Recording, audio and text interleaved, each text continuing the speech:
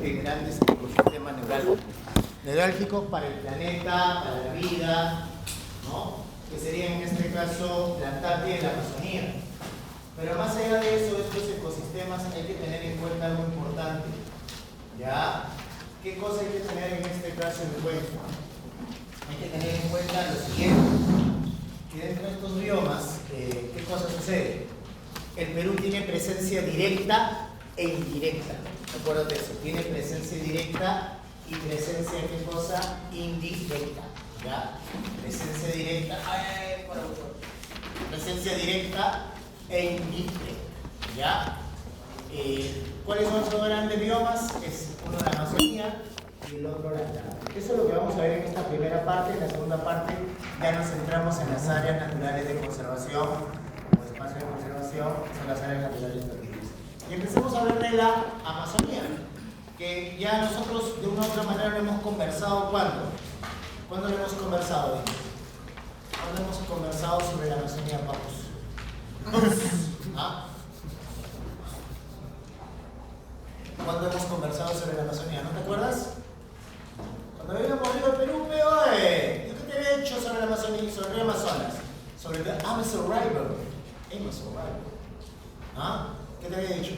Que era el río más extenso del mundo y que conformaba consigo la cuenca más extensa del mundo. La cuenca del Amazonas tiene una dimensión de 7,4 millones de kilómetros cuadrados aprox. Eso en términos porcentuales de la superficie emergida del planeta representaría el 5% de la superficie emergida. ¿Ya? 5% de la superficie de cosa emergida. ¿Ya? Ahora, estos 7,4 millones de kilómetros cuadrados abarca 8 países, que serían Guyana, Surinam, ¿qué más? Venezuela, Colombia, Ecuador, Perú, Bolivia y Brasil. ¿Ya? Abarca esos 8 países. ¿De acuerdo? Esos 8 países. ¿Ya? Y bueno, si hablamos un poquito más del tema de ubicación, estaríamos hablando que estamos en la parte norte-central oriental. ¿Ya? Norte-central oriental, obviamente, ¿de qué cosa? De Sudamérica. ¿Ya? Sobre las características, ya te dije, la cuenca hidrográfica más extensa del mundo. Habíamos dicho también que obviamente está conformada por ¿cuántos? Por más de 1500, ¿qué? En el caso del Perú, más de 1500 tributarios y en el mundo más de 3500 tributarios o afluentes. ¿De acuerdo? Ahora, ¿qué más vamos a decir? Que, bueno, ya estamos diciendo que es la cuenca más extensa del mundo y también, ¿qué cosa? Aporta la quinta parte de agua dulce a los océanos. El 20% del agua dulce que se vierte a los océanos solamente sale ¿de dónde? Del río Amazonas. Ahora, ten en cuenta que el agua dulce accesible, el 5% se encuentra ¿en dónde? Del mundo se encuentra en la Amazonia. En el río, ¿qué cosa? En el río Amazonas. ¿Qué más vamos a tener sobre el Amazonas? Concentra más de la mitad del bosque húmedo tropical. ¿Te acuerdas que habíamos hablado del bosque tropical? La mitad está obviamente en la cuenca amazónica. El resto ya se divide entre África y Asia. Es la región continental del mundo que más oxígeno produce. Por eso, bien catalogada, tiene el tema de que la Amazonía es el pulmón del planeta. O sea, si nosotros tenemos dos pulmones, el planeta también tiene dos pulmones, pero uno solamente está en ¿dónde? En la Amazonía. Uno de esos pulmones está en ¿dónde? En la Amazonía. El resto ya el otro pulmón se pierde en el resto del planeta. Pero también vamos a ver que es un gran sumidero de dióxido de carbono. ¿Ah? ¿Qué es eso? Es una gran reserva de dióxido de carbono. ¿Qué quiere decir eso? Que sea una gran reserva de dióxido de carbono. ¿Ah? ¿Qué cosa quiere decir que sea una gran reserva de dióxido de qué? En este caso de carbono. ¿Ah? ¿Qué cosa quiere decir eso? ¿Ah? ¿Qué cosa quiere decir eso? ¿Ah? Que obviamente se procesa gran cantidad de qué cosa de dióxido de carbono, por el cual se produce gran cantidad de qué? De oxígeno. ¿De acuerdo? ¿Qué más tenemos consigo? Bueno, es una región que concentra también una gran diversidad cultural. Solamente en el Perú, ¿te acuerdas que habíamos visto en CIVICA 51 pueblos originarios en la Amazonía? Ahora imagínate en la Amazonía brasileña, en la colombiana, en la ecuatoriana, en la venezolana, en la boliviana, y claro, Guyana y Surinam. Entonces estaríamos más hablando prácticamente más de 1000 pueblos originarios dentro de toda esta, ¿qué cosa? Dentro de esta gran cuenca amazónica. Pero ¿cuál es la principal amenaza para la biodiversidad?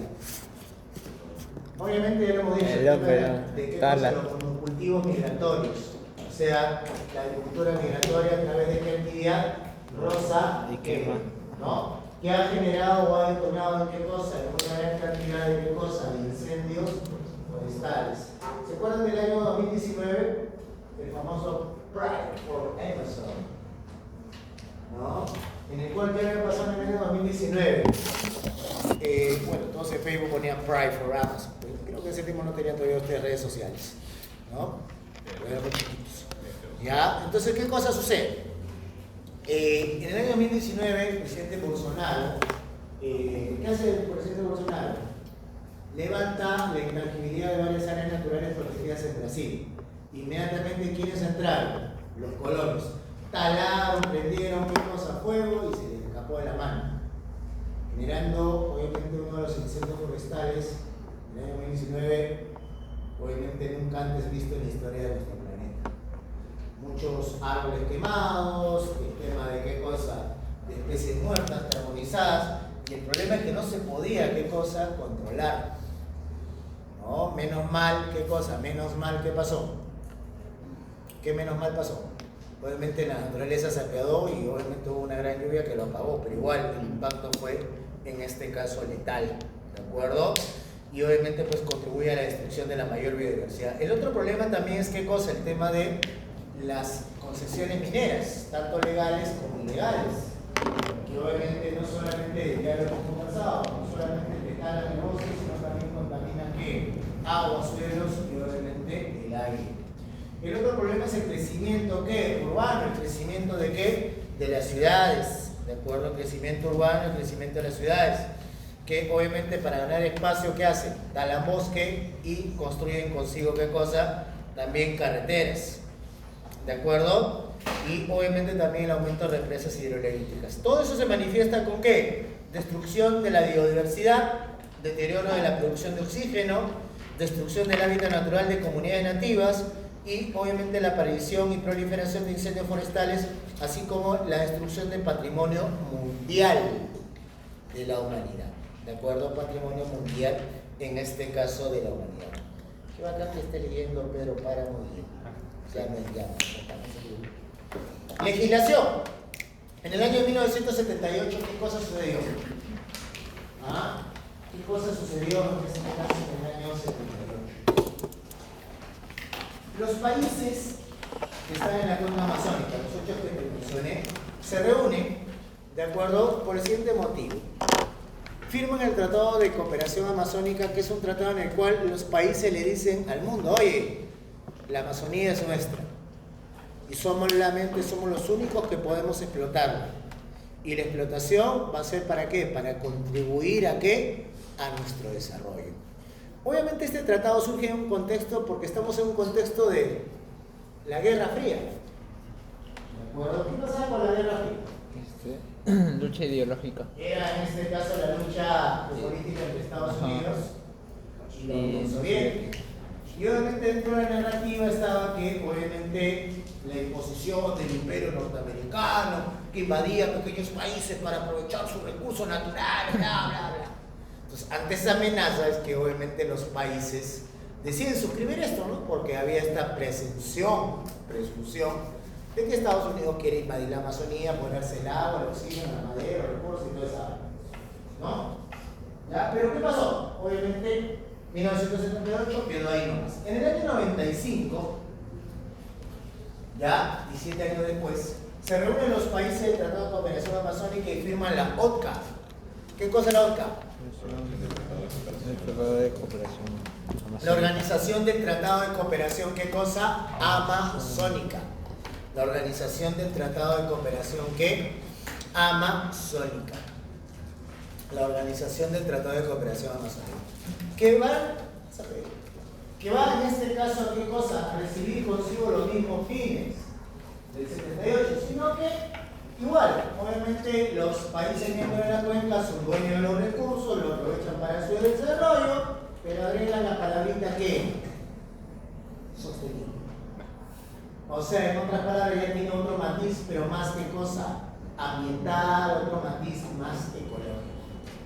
¿De acuerdo? Entonces son una serie de acuerdos que, como digo, buscan conservar, explotar racionalmente, obviamente, los recursos de la cuenca por los países, en este caso, que... Y así dejamos nuestra Amazonía y ahora nos vamos ¿a dónde? ¿A dónde nos vamos? Antártida. A la Antártida. ¿Ustedes han escuchado a Oliver Tree? Sí. Este cantante loquito. Se murió. Que murió con Gaspi. ¿Se acuerdan? Sí, ya. Después no han escuchado ninguna de sus canciones. Una que siempre ¿Ah? sonaba. Hay una que siempre sonaba cada rato. Ah, sí, es una que es de fondo de TikTok, pero hay varias. Son medias, en este caso, media lúdicas, un poquito media trastornada, pero bacana. Me llama la atención ahí. ¿No? Que me encanta explorar mucho el tema de la música. ¿De acuerdo? Pero ¿qué pasa? Acá vamos a entrarnos a lo conspiranoico. ¿Qué es lo conspiranoico? Sabía de Que obviamente a Oliver Tree, a Gaspi, lo mataron. Las élites. ¿Por qué lo mataron? Las élites.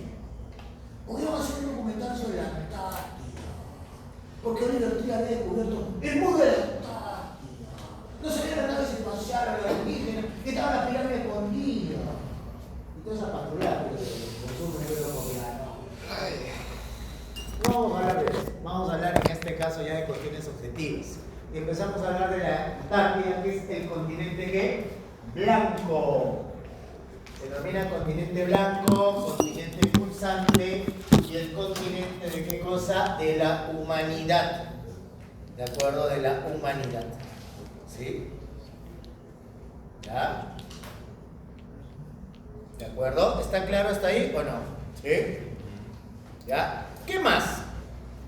Bueno, hablar de la Antártida es hablar de este bloque de hielo que se encuentra al extremo sur del planeta, por debajo del paralelo 60 grados de latitud sur, ¿ya? Porque debajo del paralelo de 60 grados de latitud sur, pasa por ella, atraviesa lo que se conoce la península antártica, pasa por la península antártica, lo que es el círculo polar ¿qué? Antártico, ¿sí? El círculo polar ¿qué cosa? Antártico. ¿Qué más? La Antártida tiene una superficie de 13.200.000 kilómetros cuadrados, pero esa superficie lo tiene en verano, porque en invierno esa superficie se duplica. Por eso le decimos continente pulsante, porque en verano está así, en invierno se expande. Verano, invierno. ¿Por qué obviamente varía el tema de la superficie? Obviamente en invierno por las bajas temperaturas, el agua alrededor se va congelando y aumentando pues qué cosa, la característica principal de la Antártida, que es el continente blanco. El 98-99% de la superficie antártica, ¿qué cosa es? Hielo. ¿Sí? O sea, estamos hablando entre 1 o 2% del territorio antártico que es tierra, ¿qué cosa? Que es tierra firme. Y normalmente lo encontramos en la zona de la península antártica. ¿Ya? Es un suelo rocoso donde vamos a encontrar la vegetación que ahorita lo vamos a conversar. ¿Sí? Eso es lo que pasa entonces con la Antártida. Entonces ya saben por qué le decimos pulsante, ya saben por qué le decimos continente blanco. ¿De acuerdo? ¿Sí? Ahora, dentro de las características está el tema del clima. Por estar al extremo sur tiene un frío extremo, donde la temperatura promedio es 33 grados bajo cero. Además, cerca del polo sur, ¿qué cosa se descubrió? Bueno, cerca del polo sur está instalada la estación Vostok, que obviamente registró la temperatura más baja del planeta, 89,3 grados bajo cero. ¿No? O sea, ahí, ¿qué cosa? Sales, abres los ojos y te quedaste ciego. O el tema de la baja temperatura que te congela los ojos. ¿No? ¿Qué más vas a encontrar ahí? Que el frío no solamente se debe a qué, a que estás en el extremo sur, que hay menor insolación, sino también a que tienes una atmósfera muy diáfana que ha permitido construir ahí algún par de observatorios espaciales humanos y también alienígenas Y obviamente también, ¿qué cosa vas a encontrar ahí? Vas a encontrar también fuertes corrientes de viento. Vientos que viajan a más de 200, 300 nudos. Imagínate, a mí me llevan. ¿No? Imagínate para que me muevan a mí. ¿No? Imagínate lo fuerte e intenso que es el viento y que agudiza esa sensación de ¿qué? De baja ¿qué? De baja temperatura. También dentro de los recursos vamos a encontrar consigo ¿qué cosa? ¿Qué cosa vamos a encontrar en la Antártida? ¿Ah? Que hay una gran gama de recursos. Hay una biodiversidad, hay minerales, pero hay agua. ¿Qué pasa? Las 2/3 partes del agua del planeta dulce están concentradas en la Antártida. Por no decir que el 70% del hielo del planeta está en la Antártida. ¿De acuerdo? El 70% del hielo está en este caso en la Antártida. ¿Ya? Ahora, obviamente ese hielo es importante porque va a ejercer una función, ¿qué cosa? Termorreguladora.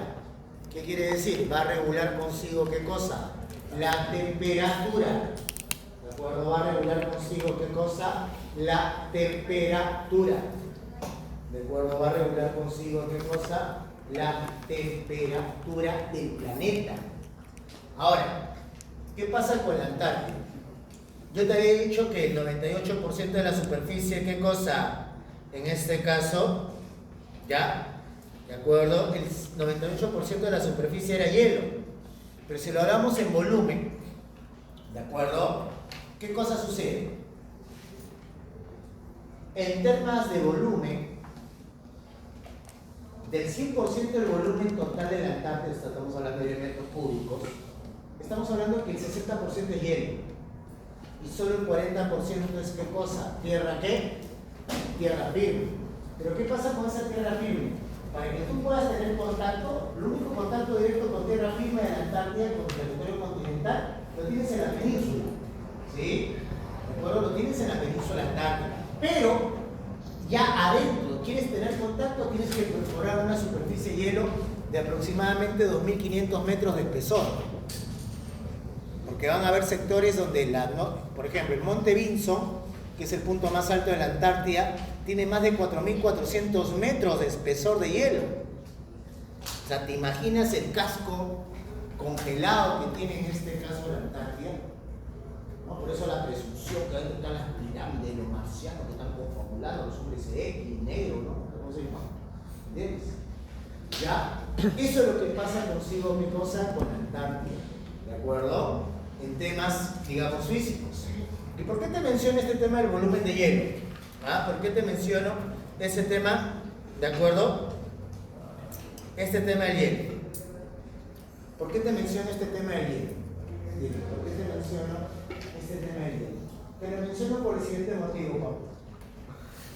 Porque en la Antártida hay recursos, y hay recursos minerales. Hay hierro, hay en este caso otra serie de minerales, hay petróleo, hay gas. Pero si nosotros queremos extraerlo, tengo que perforar consigo, ¿qué cosa? Esa cubierta de hielo para llegar a la superficie. Y todavía mucho más para poder tener contacto de eso. Ahora, no solamente hay minerales, también hay flora. Aunque la flora más que todo está en la península antártica y son musgos y líquenes, plantas acuáticas que lo hemos dicho para que aguanten esas bajas temperaturas. Pero tienes una gran diversidad de fauna. No hay osos polares, por si acaso, pero sí hay consigo, ¿qué cosa? Pingüino. Pingüino, ¿ah? Y ahí está el famoso pingüino emperito, o emperador. ¿No? Los happy feet, ¿de acuerdo? ¿Qué más tienes ahí? ¿Ah? ¿Qué más tienes ahí? Tienes pingüinos, tienes en este caso orcas, cachalotes, tienes la ballena azul, que es el mamífero más grande del mundo, es el animal más grande del mundo, 60 metros de largo. Es como de acá donde empieza la facultad de matemáticas hasta donde termina industrial, de ese tamaño es. Me pasada estaba viendo un documental, me gustan los documentales a veces. Estaba viendo pues, la ballena azul, pero justo sale una toma en que la ballena azul pues, se mete su descarga. Sale un submarino, imagínate, pues. ¿No? Ahora, justo también hablaba del tema de la reproducción. El mamífero, ¿qué cosa? Este animalito tiene 3 metros de largo de órgano viril. Ya es el animalito con la vaina más grande, para que lo entiendas. Además, cuando eyacula, para fecundar, dice que bota algo de 33 a 66 litros de espermatozoide. ¿Se imaginan cuántos tanques, cuántos barriles de semen obviamente están ahí esparcidos? O sea, hablar consigo de qué cosa, de la ballena azul, es hablar de frente de qué cosa, de cifras colosales. También vamos a encontrar, aparte de pingüinos, vamos a encontrar algunos peces como el bacalao antártico, o ¿cómo se llama este? La merluza negra, que es rica, que personalmente no me gusta. ¿Ya? También tenemos consigo qué cosa, aves como el cormorán antártico, ¿sí? Entre otras, ¿no? El albatros. Pero acá la ve, dentro de la fauna, ¿quién es? El krill. El krill es como un camaroncito así de 5 centímetros, ¿sí? De acuerdo, que prolifera en el mar Antártico, en el océano Antártico, que se le considera el alimento del futuro. ¿Por qué? Por el alto contenido, el alto valor, ¿qué cosa? Proteico. ¿Sí? El alto valor en este caso, ¿qué? Proteico. ¿De acuerdo? ¿Qué pasa con este alto contenido o alto valor en este caso proteico? ¿Qué cosa va a suceder? Dime. ¿Qué cosa va en este caso a suceder? ¿Qué cosa en este caso va a suceder con el alto contenido y el alto valor proteico? Lo que va a pasar consigo es lo siguiente, papu. Escucha. Lo que va a pasar consigo es lo siguiente.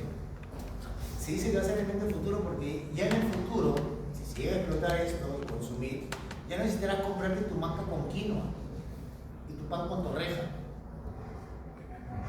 Ya simplemente pelas tu krill adentro y con eso ya tienes pila para todo el día. Ya, el problema es que ahorita todavía no se puede explotar. ¿Por qué? Porque acuérdate, la Antártida es una zona que intangible. Lo único que come krill como cancha son las ballenas. Ahora en la boca, imagínate las toneladas que se meten adentro. ¿De acuerdo?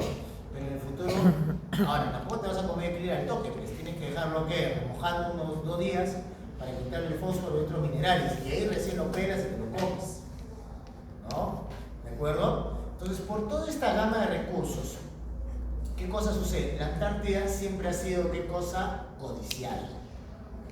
¿Ya? ¿Qué pasa con la Antártida? Los datos de la Antártida que se tienen los más remotos del siglo XVIII, no, siglo XVI, no, XVII, siglo XVII, o sea, los 1600, ¿de acuerdo? Cuando obviamente teníamos crónicas de navegantes japoneses, de balleneros, ¿qué cosa? Balleneros japoneses, que ya hablaban consigo de qué cosa este continente blanco.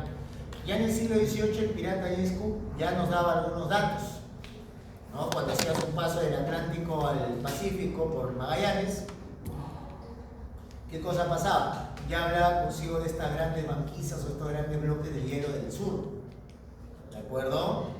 Ya para finales del siglo XIX, digamos así, ya la gente comienza pues a buscar y a inicio del siglo XX empiezan a ver consigo las primeras, no digamos misiones científicas, sino misiones exploratorias para llegar al polo sur, surcar en este caso la Antártida.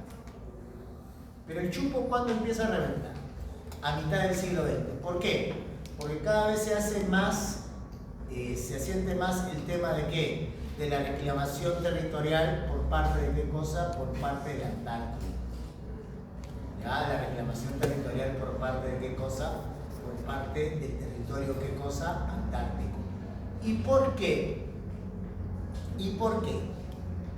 ¿Por qué crees? ¿Por qué crees que se asiente más? ¿Por qué crees que se asienta más? ¿Por qué crees que se asienta más? ¿Por qué crees que se asienta en este caso más el tema de la reclamación territorial? Porque es una fuente de recursos. Por eso obviamente empiezan las disputas, vamos a decirlo así, no militares, tampoco legales, pero ya dicen, no, la Antártida es mía. Entonces, esto se termina sellando en 1959 con la suscripción del Tratado Antártico, ¿no? Entonces, un acuerdo que ponga pues un poquito de aguas frías. Imagínate, pues, la humanidad en 50 años se venía pues de 2 broncones, dos guerras mundiales, para meterse una tercera por hielo, ¿no? Entonces, ¿qué cosa? Se decide suscribir el Tratado Antártico el 1 de diciembre de 1959, en el cual el objetivo principal del Tratado Antártico era destinar la Antártida con fines, ¿qué cosa? Fines netamente, ¿qué? Pacíficos. Netamente, ¿qué cosa? Investigación. Netamente el tema de qué cosa? De la investigación. ¿Ya? Se firma en el año 59, pero va a entrar en vigencia ¿cuándo? ¿Cuándo va a entrar en vigencia? El 1 de enero de 1961. ¿Sí? Y es ahí donde va el segundo objetivo del Tratado Antártico, de abstener temporalmente las reclamaciones territoriales por un lapso de 30 años. ¿Qué quiere decir? Que la Antártida se iba, en este caso, a repartir entre los países miembros del Tratado Antártico en 1991. ¿Sí? En 1991. Pero llega a la cumbre de Buenos Aires, que no lo han puesto ahí, y en el cual, ¿qué cosa? Se decide patear esta extensión por 20 años más. O sea, el 2011 ya se iba a ¿qué? A repartir. ¿Sí? El 2011 ya se iba a repartir. Pero llega a la cumbre de Madrid y dice, ¿sabes una cosa? El tema de la extensión de reclamación territorial pasa por un tiempo indefinido. Y la Antártida es declarada como continente de la humanidad. En otras palabras, ¿la Antártida de quién es? Es de nadie y es de todos. ¿Ah? ¿Cómo que de nadie y de todos? Es de ningún país, pero es de toda la, ¿qué cosa? De toda la humanidad, y siempre respondiendo a estos fines, ¿qué? A estos fines, ¿qué cosa? Pacíficos. ¿De acuerdo? La vaina es ahora, ¿y qué hacemos nosotros ahí? Buena pregunta, ¿no? ¿También estamos buscando a los marcianos? No. A los científicos. No. Lo que estamos buscando ahí es lo siguiente. El 11 de abril de 1981, el Perú se suscribe al Tratado Antártico dentro de la categoría de miembro adherente. ¿Qué quiere decir? En el Tratado Antártico hay tres categorías. El signatario, que son los países firmantes de 1959, ¿sí? Los países firmantes de 1959. Tienes consigo qué cosa, el consultivo que tiene voz y qué, y voto dentro del Tratado Antártico, y el signatario, que te dije, son los firmantes.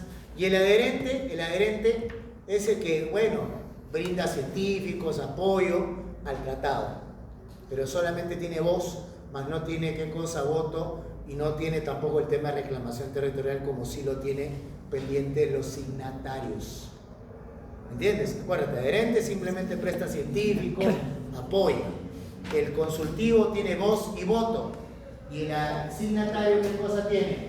Sí tiene mayor poder, es el firmante de 1959, tiene voto, inclusive decisión final dentro del tratado, ¿qué?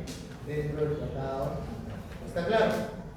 Bueno, el 11 de abril Perú entra como miembro, ¿qué? Miembro adherente. En el año 1988, gracias al apoyo del gobierno de Alemania Federal, o sea, la Alemania que estaba con Estados Unidos, ellos nos donan un buque, conocido como el Big Humboldt, buque de investigación científica Humboldt, con el cual en 1988 el Perú realiza el primer ANTAR. ¿Qué cosa es el ANTAR? Es la primera misión de investigación antártica que realiza el Perú en territorio antártico. ¿Ya? O sea, hacemos nuestra primera exploración. O sea, salimos con el Humboldt y como que damos una vueltita por el barrio, ¿no? Para ver cómo está el asunto. Retornamos y al año siguiente el Perú va con todo. Se instala en Rayoshin Island, en la isla de Jorge, en la bahía del Almirantazgo, y ahí, ¿qué cosa? Instala el ECAM en 1989. ¿Qué cosa es el ECAM? Estación Científica Antártica Machu Picchu. Estación Científica Antártica Machu Picchu, 1989, marzo de 1989. ¿Qué pasa? Se da la cumbre de Buenos Aires en junio del 89, o sea, 3 meses después. que más allá de batear, como te decía, el tema de la extensión de reclamación territorial, también anuncia lo siguiente, que hasta la fecha, todo país que tenga una base científica en territorio antártico pasa a ser miembro ¿qué? Consultivo. Acuérdate, habíamos entrado como adherente, como sapo, ¿no? Y ahora, ¿qué cosa? Solamente 3 meses antes, por haber invadido, ya teníamos la categoría de ¿qué? De consultivo en el Tratado Antártico. Tenemos voz y voto en la Antártica. Aparte, somos reconocidos en el Tratado Antártico, ¿por qué? Por nuestras contribuciones científicas.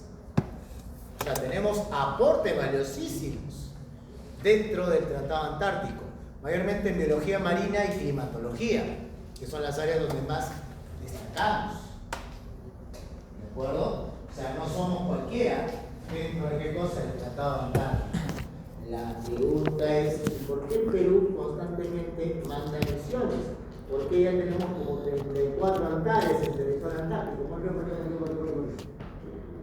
¿Por qué? ¿Por qué? A ver. Entonces, por amor, ay, quiero destruir la naturaleza. No. Obviamente hay intereses. Y el Perú tiene un interés, ¿por qué? Porque hay una tesis de reclamación, ¿qué cosa? De reclamación territorial. Hay una tesis de reclamación territorial. ¿De acuerdo? En esa tesis de reclamación territorial, el Perú obviamente sustenta una extensión de 1 millón de kilómetros cuadrados del territorio antártico, ¿no? Por una serie de fundamentos. A pesar de que en el 91 ya, obviamente, el tema de qué cosa, de las extensiones quedaron ya indefinidamente, ¿de acuerdo? A pesar de que cuando entró Trump ya buscó desarticular el Tratado Antártico, ya, obviamente el Perú tiene la esperanza, la fe que algún día, cuando obviamente pase todo este tema ambiental y seguridad de la Antártida pues nos dé nuestro 1 millón de kilómetros cuadrados. ¿No? O sea, ahora estamos haciendo ¿qué cosa? La fe es nuestra presencia, ¿no? ¿Sí? Nuestra presencia. Ahora, la presencia se hace a través de qué cosa? Del INAPE. ¿Qué cosa es el INAPE? El Instituto Nacional de Asuntos Antárticos del Perú. En junio, julio, ellos mandan qué cosa, el Tratado Antártico en Washington, está la sede. Obviamente la relación de quiénes, de los científicos, de los miembros de la Marina y quizás de algunos medios, ¿de acuerdo? Que viajan a dónde? Al territorio antártico. ¿Ya? Que, o sea, a la Antártida no entra cualquiera, por si acaso. ¿Ya? No entra cualquiera. Todo tiene que ser registrado y aprobado por el Tratado Antártico. Y ese INAPE es una institución que está dentro del Ministerio de Relaciones Exteriores, informa a Washington. Hay otra manera que tú puedas viajar a la Antártida. ¿Y cómo es? ¿Ya? Ándate a Ushuaia, al extremo sur de América del Sur. ¿Sí? Y te cuento porque yo estuve ahí. ¿Ya? Las veces que ya puedo conocer este lugar, está barato el güey, ¿qué hay? ¿No? Entonces, ¿qué pasó? Viajo, pues. Viajo en 2020. O sea, por poquito me agarra la pandemia ahí. ¿No? Y viajo. Entonces, yo viajaba con fines de curiosidad, no de, voy a ir a la tarde. ¿Y qué pasó? Pues caminando por el pueblo, en la calle principal, veo una agencia de turismo, ¿no? Y decía, en este caso era la OTA, es en este caso OTA, que es en este caso la organización de la, ¿no? Que era la certificación del Tratado Antártico. Entonces ya me pongo a ver, y decía Tour a la Antártida. ¡Ah! ¿Qué cosa? A ver, seguí leyendo, te decía la ruta, pero la gracia, ¿cuánto salía? $4,000. ¿No? Y era un tour de 7 días en el cual subías a un crucero 3 días de viaje, que llegabas a una estación antártica que está en la península antártica, estación argentina que está en la península antártica, te quedabas ahí un día, paseabas, fotos para el selfie, ¿no? Para la foto que era para el Instagram, toda esa vaina, con pingüinos, todo. ¿Y qué cosa? De ahí subías, ¿qué cosa hacías? Otros 3 días de misión. ¿No? Pero había empezado la tarde. ¿Ves? Es así como se maneja. Obviamente hay más días, más tour, hay más cosas que hacer, pero como digo, es una agencia certificada por quién? Por el Tratado Antártico. Entonces, el día que tengas plata, ¿no? Compras tus 5.000, 100.000 dólares, te viajas a Ushuaia y pagas, y obviamente yo estuve en la Antártida. Así de simple. Bueno, chicos, con eso terminamos y ahora, ¿a dónde vamos? Las naturales protegidas por el Estado. ADNP. Áreas naturales. Sí, los actuales. Vamos a las áreas naturales de conservación, ¿ya? O áreas naturales de conservación. A ver, ¿te acuerdas que cuando hablábamos del patrimonio de la humanidad, que hablamos del patrimonio natural, que hablamos de la conservación, del desarrollo sostenible del Perú, habíamos hablado de algunos artículos de la Constitución? Artículos 66, 67, 68 y 69. ¿Sí? ¿Qué pasa con dichos artículos? Bueno, el 66 decía claramente qué cosa. Que el Perú, qué cosa, respecto a los recursos naturales que obviamente eran patrimonio de la nación, ¿no? En el caso del artículo 67, ¿qué decía? Obviamente el Estado peruano dirige la política ¿qué? Ambiental, ya sabemos a través de quién lo hace. Y respecto al artículo 68, ahí es obligación del Estado la conservación, propagación, ¿no? de la diversidad a través de las áreas naturales de ¿qué? De conservación. El 69 hace un énfasis más que todo en el tema de la Amazonía, ¿no? Sí. ¿De acuerdo? O sea, todo está dentro de qué cosa? De la Constitución, ¿no? Para que veas que obviamente no estés como son que cambia Constitución. ¿Ya? Ahora, vamos a lo que es las áreas de conservación. Dice, son espacios continentales o marítimos del territorio nacional reconocidos, establecidos y protegidos legalmente ¿por quién? Por el Estado. ¿De acuerdo? ¿Sí? Ya, por el Estado. Ya, por el Estado. Ya.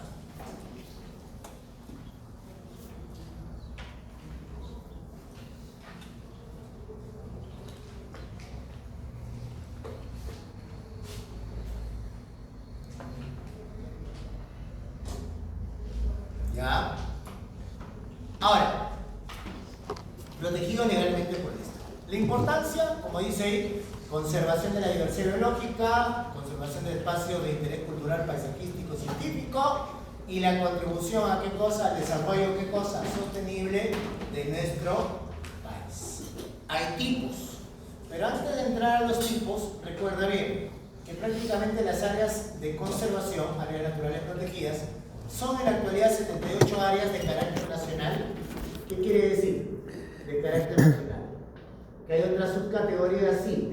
Tienen la de conservación regional y la de conservación, en este caso, particular. ¿Cómo es esta vaina? ¿Cómo es esta vaina? Escucha bien. ¿Ya? ¿Quién vive en Ventanilla acá? ¿Nadie en Ventanilla acá? Ventanilla. ¿Nadie? ¿Conocen Ventanilla? ¿Sí? En Ventanilla voy a hablar de los humedales de Ventanilla o pantanos de Ventanilla. Ya. Los pantanos de Ventanilla, que son unos humedales que están ahí en el distrito de Ventanilla cerca de la playa, ¿de acuerdo? ¿Qué cosa sucede? Esas son áreas de conservación regional. O sea, son áreas protegidas y las cuales las conserva y las protege ¿quién? El gobierno regional del Callao. O sea, la responsabilidad de todo eso está en ¿quién? En el gobierno del Callao. ¿Está claro? ¿Sí? Obviamente protege pues las lagunas y obviamente el hábitat de especies que son tanto migratorias como obviamente también residentes. Ahora, imagínate que Edison, ya, Miguelito Edison, es un hacendado y tiene ahí, no sé en qué parte de Perú, tiene 1000 hectáreas. ¿Ya? Pues él un día pues, con su sombrero, su poncho y su caballo, está caminando por ahí y en ese caso, ¿qué cosa? Comienza a ver que en sus tierras hay un bicho, ¿no? Un bicho que dice Siu, ¿ya? Que es único en donde, en el Perú, ¿no? Entonces obviamente contacta con Angelito, ¿sí? ¿no? Que es científico y empiezan a qué cosa, examinar al bicho, ¿no? Al bicho sí, ¿ya? ¿De acuerdo? Y obviamente dicen que es la especie comandante, ¿no? Y le van a poner categoría CR7, ¿ya? Bien. Entonces, ¿qué pasa? Obviamente tienen dos opciones. ¿Cuáles son? Uno, que Edison llame al INRENA, llame al Ministerio del Ambiente. El Ministerio del Ambiente, ¿qué cosa va a hacer? Va a llamar al CERNAM. ¿Qué cosa es el CERNAM? Es el Servicio Nacional de Áreas Naturales Protegidas por el Estado. O sea, la institución del manejo de las áreas protegidas, el cual mandará un grupo de científicos para examinar y declarar la zona de su hacienda donde está ese bicho como área o zona reservada. ¿Qué cosa es una zona reservada?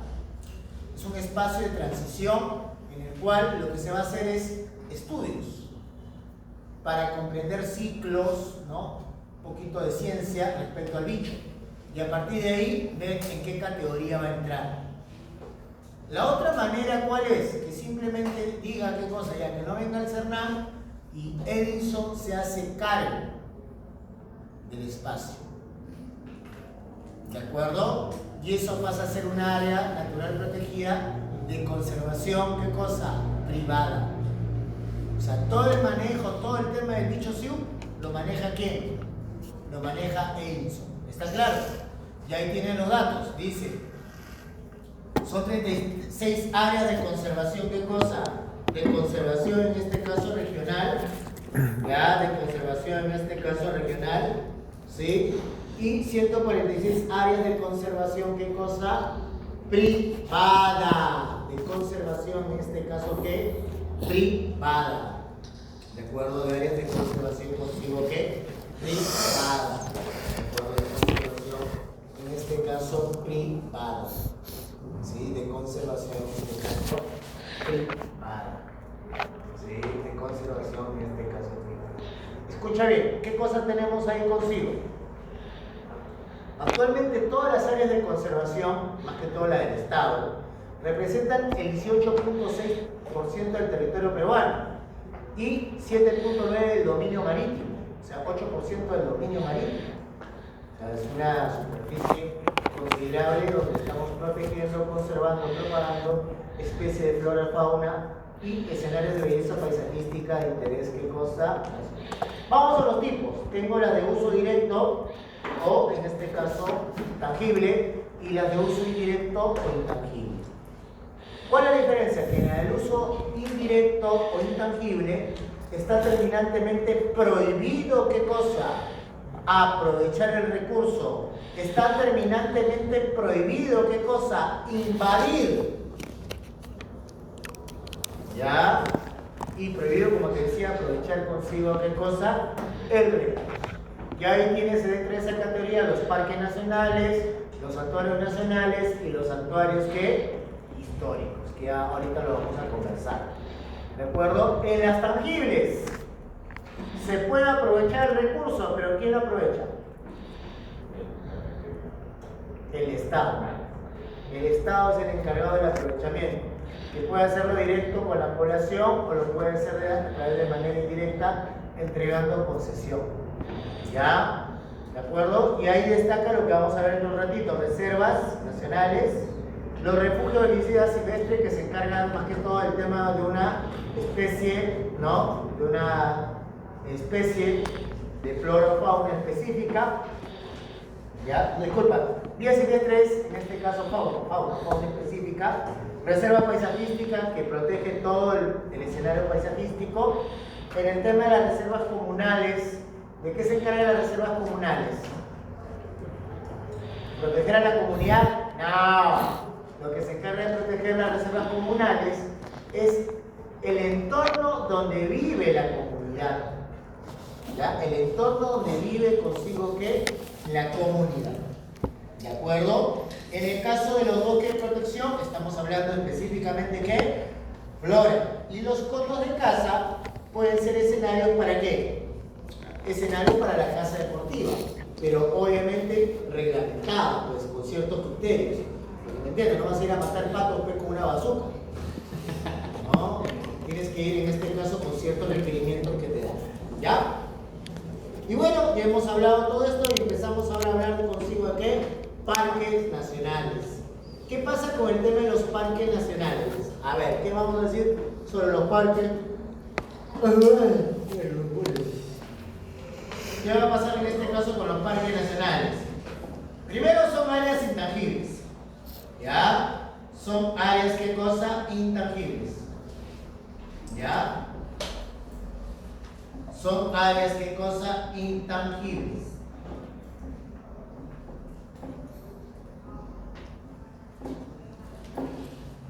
¿Ya? Son áreas, ¿qué cosa? Intangibles. O sea, ya te dije que está prohibido explotar el recurso y, ¿qué cosa? Invadirles. ¿De acuerdo? ¿Se orienta a qué? Conservación, protección. Conservación y protección de especies de flora, fauna.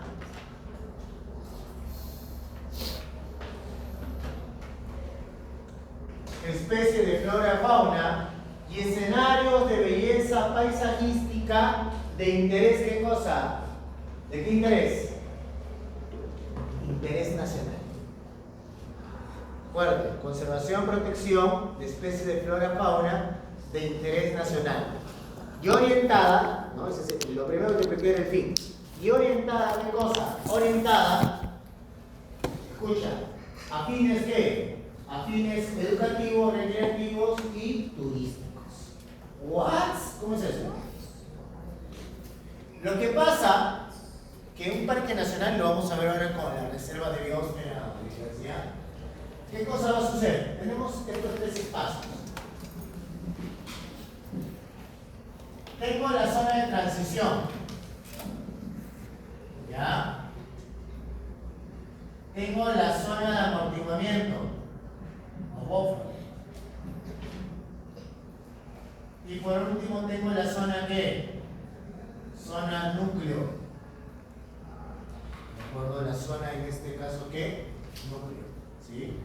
Zona de amortiguamiento, zona núcleo. ¿Y qué más te dije? Zona núcleo, zona de amortiguamiento. Y bueno, la de transición. ¿Qué es lo que sucede? Por ejemplo, el Parque Nacional de Huascarán. La zona de transición, cuando uno va a Ancash, ¿sí? A Huaraz, obviamente hace su tour al Pastururi, ¿no? Y en el tour del Pastururi te llevan por los pueblitos, ya, por esa ruta, ¿sí? Esos pueblitos son parte de la zona de transición, la transición entre lo humano y lo natural, ¿de acuerdo? Ya cuando tú entras a Pastururi, ¿de acuerdo? Hay un circuito, eso forma parte de ¿qué cosa? De la zona de amortiguamiento. ¿Cuál es el fin de la zona de amortiguamiento? Que el peruano, los visitantes, tengan contacto con ¿qué? Con lo que se está protegiendo, lo que se está, ¿qué cosa? Conservando.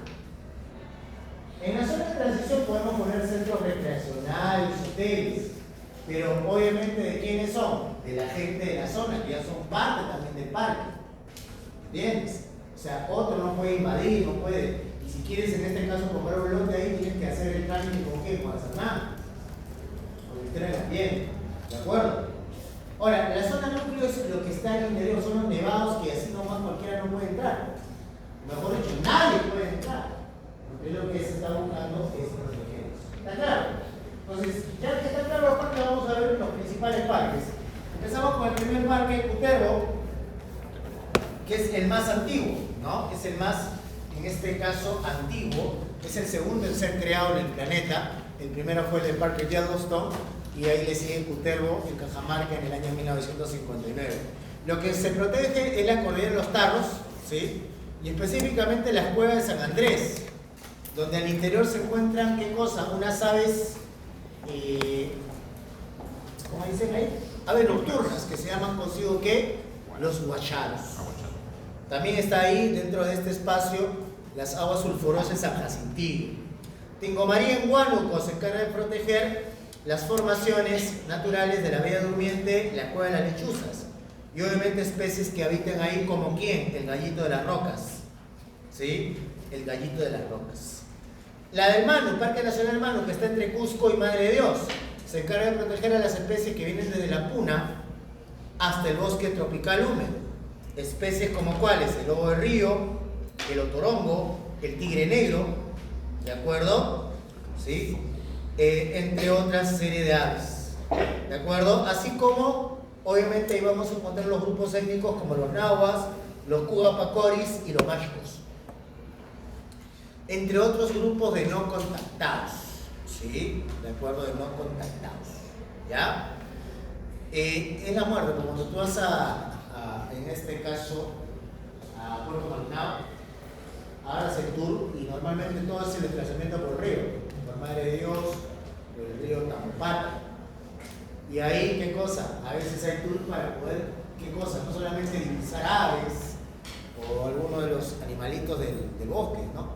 De la selva, sino también para poder divisar a los no contactados. O sea, son grupos, personas, ¿de acuerdo?, que no han tenido contacto con la civilización. O sea, tú lo ves ahí con sus lanzas, te ven a ti, te quieren clavar, ¿no? ¿Sí? ¿De acuerdo? Pero ¿qué pasa? En ningún momento se ha establecido un contacto con ellos. Sabemos que existe, pero no hay un contacto con ellos, ¿no? Y se prefiere dejarlos, ¿qué cosa? En estado, ¿qué cosa? En estado natural, ¿de acuerdo? Huascarán, ¿en dónde está? Ancash, que se encarga de proteger todo lo que es el escenario de la, ¿qué cosa? De la Cordillera Blanca, y obviamente ahí en algunos casos los rodales de Puya, ¿qué? Raimundo. Cerro Motape, en Tumbes de Piura, se encarga de proteger, ¿qué cosa? El bosque seco ecuatorial, y especialmente ¿a quién? Al algarrobo. El río Aviseo en San Martín protege el bosque de Neblina, donde encontramos complejos arqueológicos como el Gran Panjantén y los Pichudos. Y obviamente a especies como cuáles, como orquídeas, el mono choro cola amarilla, la carachupa peluda, que es en otras palabras una zarigüeya, ¿de acuerdo? Entre otros. Yanayaba Chemillé, ¿dónde queda eso? Pasto. Es un refugio de vida silvestre, se encarga de proteger principalmente el páramo, ¿qué? Alto andino, ¿no? Donde destaca consigo el gallito de las rocas y obviamente las comunidades nativas de Anesh. Bawazo Nené, ¿dónde está esa vaina? Puna madre de Dios. Conserva y protege más que todo, ¿qué cosa? El ecosistema de la sabana de palmeras, especies como el lobo de crin, el ciervo de los pantanos, ¿no? Entre otras, así como castaños.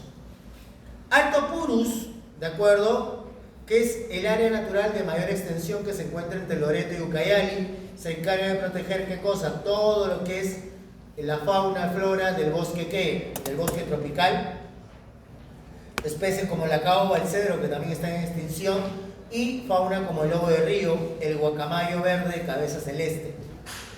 Cordillera Azul, que es el que abarca más regiones, Loreto, San Martín, Ucayali, ¿qué cosa? Y Huánuco, ¿de acuerdo? Que se encarga de proteger consigo, ¿qué cosa?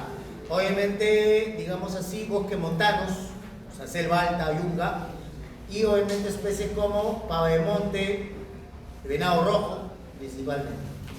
Yaguas, el último en ser creado, está en Loreto, se encuentran los grupos étnicos como Quillúa, Bora Bora, Huitoto, y se encarga de proteger también bosques tropicales, árboles como la marupa, la catagua, la lupuna, y especies de fauna como que el lobo de río y el mono choro común. ¿De acuerdo? El mono choro en este caso. Dejamos así los parques, hay más todavía, y nos vamos ahora a ¿dónde? A los santuarios nacionales. También son intangibles, ¿de acuerdo? También son áreas de conservación y protección de especies de flora y fauna, pero de interés, ¿qué cosa? Científico. Interés científico. El Parque Nacional. Acá estamos hablando de interés, ¿qué cosa? De interés científico, ¿de acuerdo? De interés, en este caso, científico. ¿Ya? Ahora, se orienta a fines, ¿qué cosa? De investigación, obviamente, y a fines, ¿qué? Turísticos. A fines de investigación y fines, ¿qué cosa? Turísticos. Fines de investigación y turísticos. ¿Qué más tenemos? Habla, ¿qué más tenemos? ¿Ah? ¿Qué más tenemos? Bueno, para el turismo, por si acaso, no es cualquier turismo, tiene que ser turismo vivencial o sostenible.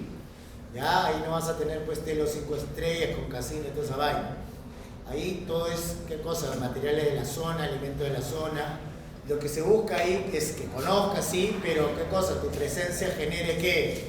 El menor impacto que posible. ¿Sí? Y tenemos ahí, Guayay, donde está en Pasco, se encarga de proteger principalmente ¿qué? Todo lo que es el bosque rocoso. ¿Sí? El bosque rocoso. Calipuy, ¿dónde queda? En La Libertad. En Palo Montandino, y se encarga de proteger principalmente ¿quién? A la Puya Raimondi.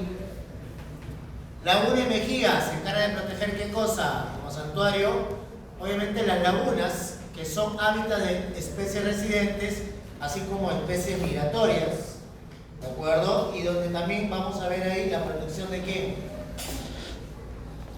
De la choca de pico amarillo, ¿sí? De la choca de pico amarillo principalmente, ¿no?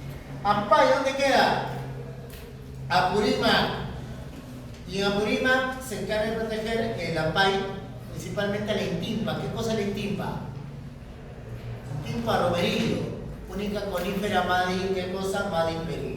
Megantoni, Cusco, montaña de Megantoni y todo lo que está en torno al Pongo de Vainique, que incluye también consigo ¿qué cosa? Poblaciones y obviamente también flora y fauna.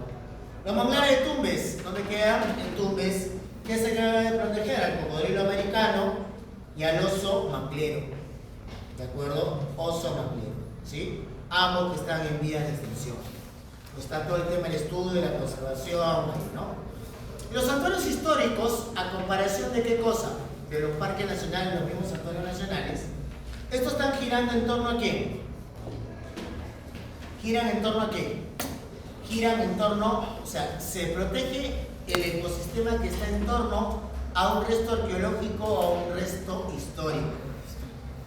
O sea, el santuario histórico de Machu Picchu no protege Machu Picchu, sino protege todo el entorno, todo el ecosistema que está alrededor de qué cosa de Machu Picchu, flora y fauna, ¿de acuerdo? Como por ejemplo, Vallito de las Rocas, ¿no? O el oso de Anteojos. En el santuario histórico de la Pampa de Ayacucho, en Ayacucho, obviamente todo el ecosistema en torno a qué? Al escenario donde fue la batalla de qué? De Ayacucho, ¿no? Ahí en la Pampa del Aquino. Santuario histórico de Chacamarco, donde fue qué cosa? La batalla de Junín, ¿de acuerdo? Y el santuario histórico de Bosque de Pomac, donde se sentó qué cosa? La cultura sicam, y principalmente los bosques secos tropicales en torno al qué cosa? A las huacas o al complejo arqueológico de Sicam. En el caso de las reservas nacionales, ¿tangibles o intangibles? ¿Intangibles? Son tangibles, oye, se puede aprovechar. ¿Pero quién lo aprovecha? Les dije, el Estado. Y el Estado solamente puede aprovechar ¿qué cosa? El excedente. Solo puede aprovechar consigo ¿qué cosa? El excedente. Para ello, en las reservas hay estudios técnicos cuantificados de la población de la especie y solamente se busca ¿qué cosa? Extraer, obviamente, ese excedente. ¿De acuerdo? Ahora, tenemos ahí Paracas, que se encarga de proteger el desierto costero y el mar frío, especies como ¿cuál? El gato marino, los bufeos o delfines. ¿De acuerdo? San Fernando en Ica, que está al sur de Ica, Marcona, disculpa, que se encarga de proteger ecosistemas marinos y costeros, ¿de acuerdo? Principalmente de la zona del mar frío, de la corriente peruana y desierto del Pacífico. Entre ellos vamos a encontrar desde pingüinos hasta guanacos. Ahora, Pampa Galera Bárbara Aquil se encarga de proteger ¿a quién? Ayacucho, ¿a quién? Vicuñas, ¿no? Conservación y propagación de vicuñas. La Chaya en Lima se encarga de la conservación y propagación ¿de qué? Del ecosistema de Loma. Pacaya Samiria en Loreto, que obviamente todo lo que es selvas tropicales, gracias al Pacaya Samiria se salvó de la extinción ¿a quién? Al Paiche, en el 90. Salinas y Aguada Blanca en Arequipa y Moquegua se encarga de proteger principalmente ¿a quién? Al ganso andino, ¿ya? Genetales, ¿no? Y principalmente a las tarucas, que son los venados andinos. Calipuy, en La Libertad, ¿de qué se encarga de proteger? A la población ¿de qué? De guanacos. ¿Sí? De guanacos. Tambopata, ¿dónde queda esa vaina? Madre de Dios, es, vamos a decir, la reserva de mayor biodiversidad protege todas las especies de la selva húmeda tropical, como cuáles. Tenemos ahí a los perezosos, que es el de Guarandú, el lobo de río, la nutria, entre otros. Y dorsal de Nazca, que fue una de las últimas en ser creadas, que protege principalmente el ecosistema del mar frío, y que recién, complementario a ellos, aparece la Reserva Nacional del Mar Tropical del Madre Grau, entre Tumbes y Piura, y que se encarga de proteger ¿a quién? A especies del mar tropical, ¿no? Como el Ñuro, donde están las, ¿cómo se llama esto? Las tortugas, entre otros, ¿no? ¿Listos? Dejamos esto y ahora ¿dónde nos vamos? A la reserva de biosfera. Son áreas representativas del planeta, del ambiente terrestre, costero o marítimo, o una combinación de ambos que han sido creadas para promover la relación equilibrada entre el hombre y la naturaleza. Son tantos espacios de ¿qué? Espacios de investigación y educativos, porque permite ¿qué cosa? Obviamente poder compartir lo que pasa en esta reserva de biosfera en otros espacios, esta relación entre humano y naturaleza. Obviamente esta designación, es el nexo entre las ciencias naturales y sociales. Actualmente hay 784 reservas de biosfera en 142 países, y en el cual, ¿qué cosa sucede?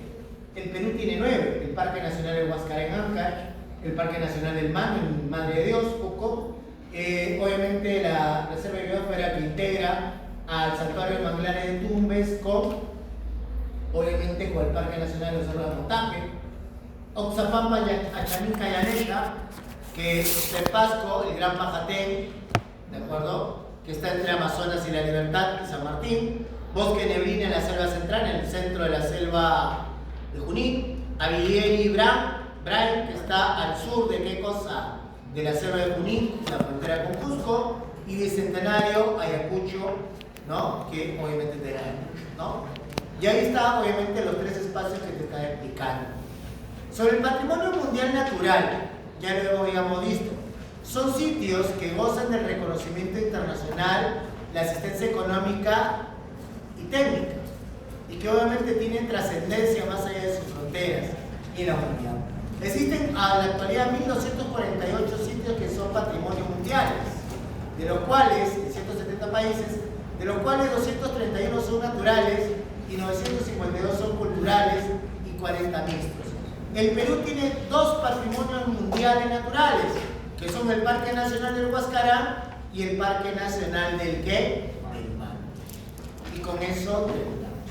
Preguntas, dudas, curiosidades. ¿Ninguna? Claves.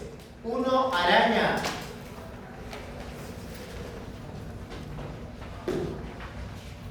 2, caballo. 3, burro. 4, dinosaurio.